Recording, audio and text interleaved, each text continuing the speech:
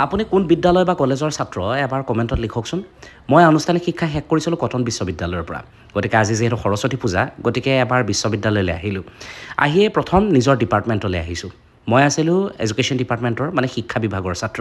আমাৰ ডিপাৰ্টমেণ্টেনো কেনেদৰে সৰস্বতী পূজাৰ আয়োজন কৰিছিলে আপোনালোকক দেখুৱাইছোঁ এয়া আমাৰ শিক্ষাগুৰুসকল ডিজি মেম আছে ফুনু মেম আছে জুৰি মেম আছে এয়া আমাৰ ক্লাছৰুম আৰু ক্লাছৰুমৰ ভিতৰতে বাগদেৱী কেনেদৰে পূজা কৰা হৈছে ভাবিলোঁ বহুদিনৰ মূৰত শিক্ষাগুৰুসকলক লগ পাইছোঁ গতিকে ভিডিঅ' এটাকে কৰি থওঁ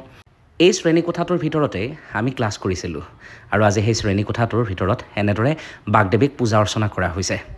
পুৰোহিতে মন্ত্ৰোচ্চাৰণৰ দ্বাৰা আমাক আশীৰ্বাদ দিলে হোমৰ ফটো ল'লোঁ এয়া আমাৰ ডিপাৰ্টমেণ্টত পূজাৰ বাবে অনা আই সৰস্বতীৰ মূৰ্তি আচলতে যিয়ে কটনত পঢ়ে তেওঁ আজীৱন কটনৰ হৈ থাকে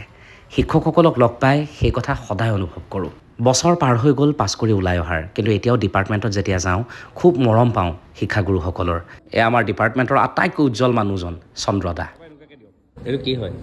এয়া আপোনাৰ পঞ্চমী হয় বঢ়িয়া আমাৰ বিভাগৰ বিভিন্ন ন পুৰণি ছাত্ৰ ছাত্ৰীক লগ পাই খুব বেছি ভাল লাগিল এয়া আমাৰ ডিপাৰ্টমেণ্টত পূজাৰ বাবে খিচিৰি ৰান্ধি থকা হৈছে আপুনি পিছে আজি খিচিৰি খালে নে নাই মই প্ৰসাদ খাই এয়া ডিপাৰ্টমেণ্টৰ পৰা ওলাই আহিছোঁ এইখনেই হ'ল আমাৰ অতি মৰমৰ কটন বিশ্ববিদ্যালয় আপুনি পিছে কোন মহাবিদ্যালয়ৰ ছাত্ৰ লিখিব